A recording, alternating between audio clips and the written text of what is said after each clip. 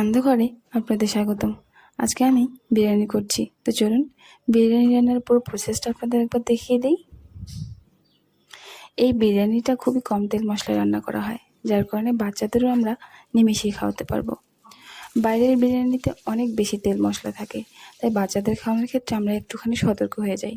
কিন্তু এভাবে যদি ঘরোয়াভাবে রান্না করা হয়, তাহলে আমরা বাচ্চাদেরও খুব সহজে খাওয়াতে পারবো, বিশেষ করে নতুনদের জন্য।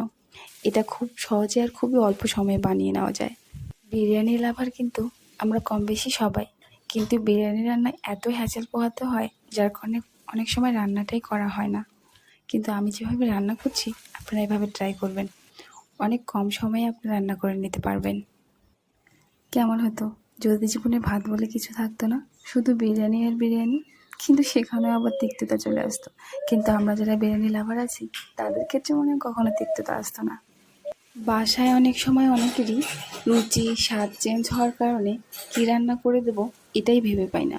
কিন্তু যদি এভাবে বিরিয়ানি রান্না করে রাখা হয়, তাহলে সবারই পেটও ভরবে, আবার মনও শান্তি হবে, আবার নিজেকেও অনেকটা পরিপূর্ণ লাগবে যে না, আজকের খাবারটা অন্তত আমি সবাইকে খাওয়াতে পেরেছি।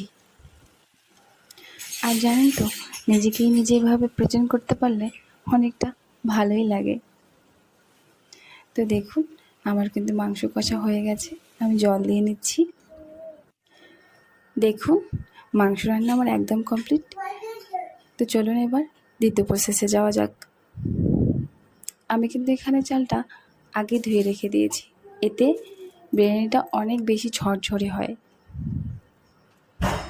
আমি এখন মাংসতে দিয়ে দিচ্ছি। আর রাইস কুকারে যে কোনো জিনিস রান্না করলে তো খুবই কম সময় লাগে।